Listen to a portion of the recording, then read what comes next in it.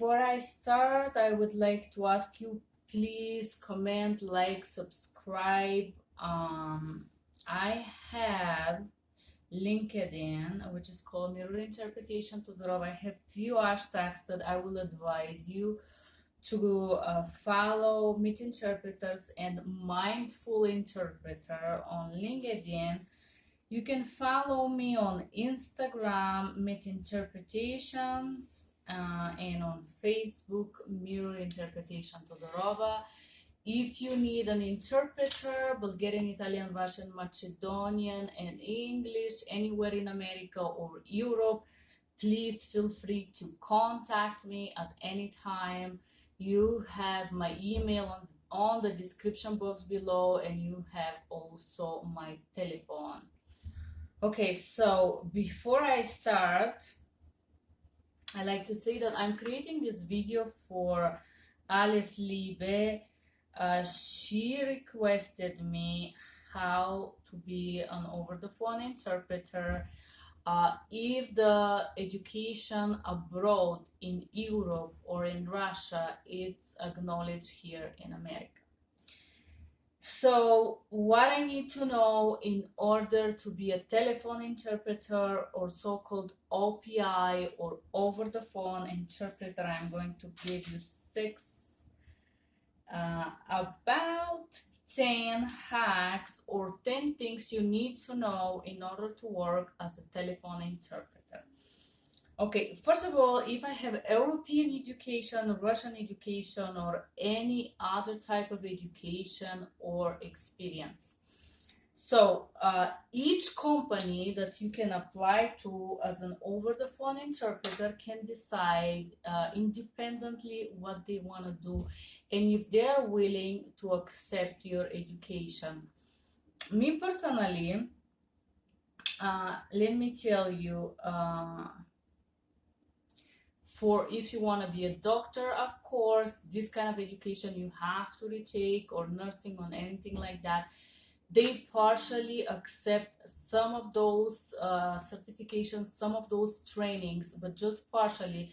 So if you want to have a dental career or a doctor or nursing career, you do have to follow course here in America. So the number two thing, so it doesn't matter really what kind of education background do you have as long as you have it. That's number one. Number two, you do need to be fluent in English. When I say fluent, I don't mean to imitate a British accent, because there is a lot of people that are coming here in America and they're trying to imitate a British accent and they think that they are fluent in English. Fluent in English means to be able to express yourself without bothering or wondering if you make mistakes or if you don't conjugate properly or correctly. Just to be able to talk as you talk in your mother tongue language without worrying that you can make a mistake. That's being fluent. So, which means being fluent, especially here, you will have an accent, but it means to speak without saying or without having this and pauses in between the phrases, in between when you're talking, without filling the spaces with syllables when you're thinking how to express something in English. Okay, number two or number three, let's say number 2.1, what is the thing? Before you even start working as a medical interpreter over the phone, most of the company, after have reviewed your resume, again on the description box above you can find how to create American style of resume. Once they have seen your resume, your European or Russian or whatever education you have, they will ask you to schedule a telephone interview with you. That telephone interview is not to ask you once again about your education and you impress them with your superior level of knowledge about something. That phone interview is to hear how well you speak English, how capable you are to listen. Okay, so they eventually will ask you for your hobbies, what kind of job you did. They will ask you to fluently express yourself in English, other topics that eventually are included in your resume or are not. Depend on the company. The number two things that they're going to test over the phone is how polite you are. Yes. So if you know what you want and why you want this job, this is a classical question. And then how polite you are. If you need to interrupt the speaker, I'm apologizing. Forgive me for interrupting you. I would like to add something. So the way you interrupt, the way you're polite, a lot of people from Russian background are really, really tough on the phone. I personally did many interviews and there are many arrogant people. This comes from, especially from Siberia, I'm sorry to say that. People that are more from the bigger cities, they are more polite and I think they are more respectful in the telephone conversation. And the people that come from a smaller environment feel a little bit bigger and more important and feel entitled to talk in a certain way and to impose, oh, I'm so educated, what do you mean, what are you saying? I personally have done many telephone interviews where the people were rude. I would not hire a rude speaking person. I would not hire them for my company. I don't want them in my company. I am not gonna even take them if they work for free. So the number two and very important thing is being polite.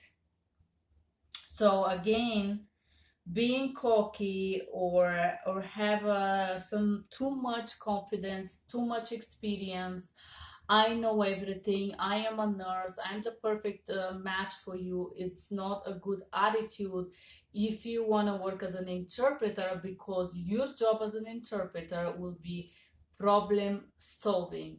Your biggest skill will be a problem solving. So you have to be very polite, not cocky, very humble. Number five, I would say here on the telephone interview, they will ask you questions that you must know the answers. For example,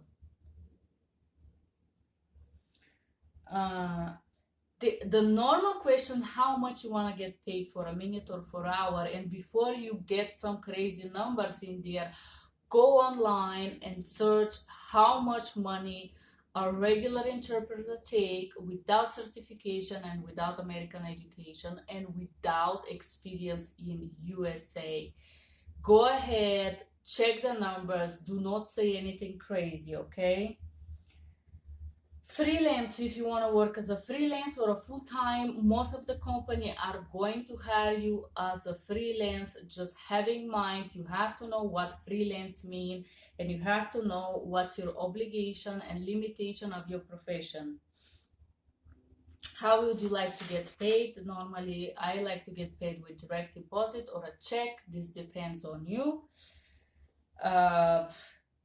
Some of them, they ask you what kind of hours you want to work or you're going to be available. I normally see when is their call volume and when they do need this, do need me to be available, when I can eventually make money, right?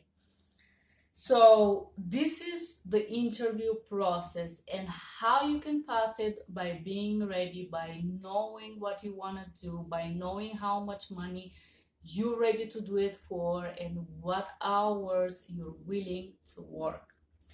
Okay, after the phone interview, if you pass it well, if you behaved well and the company sympathize you, they are going to offer you a training or a book. Most of them have a books. If you do not have a national interpreter 40 hours of a medical training or a national interpreter certification, they will all train you. They will send you a book which you have to study, prepare, and they're going to test you over the phone. Okay, eventually This book includes California Best Practice and Standard, National Best Practice and Standard, third-party interpretation, how to interpret, how to do pre-post, and how to intervene during the interpretation encounter, how to maintain the session. If you want to know how to be a better interpreter, you can click on these boxes above and you're going to find my videos about code of ethics and best practices for interpreters here in America. After you study whatever time you want to study, they are going to test you not only for the best practice and code of ethics and best behavior and how to be interpreter and how to do your job, but about medical terminology, guys. This was the hardest part for me. I personally did fail the first time the test for a medical terminology. Of course, I studied, I passed it the second time, but I just like to let you know, guys, that the medical terminology is something you have to know on the clip. You don't have time to think. If they give you a term, you gotta know what it means. You don't have time to think and to wonder what is it. That's why I'm creating these videos for a medical interpreter terminology for you.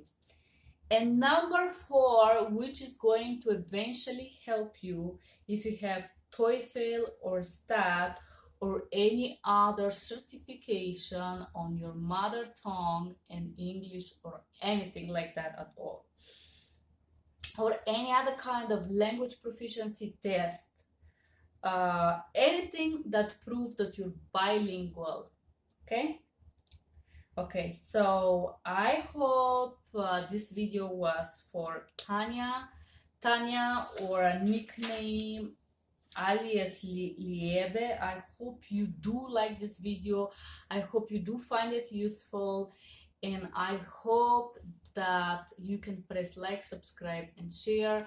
Thank you for requesting that video, and I hope you have a wonderful day. That's everything from Denver, Colorado. Take care. Bye bye.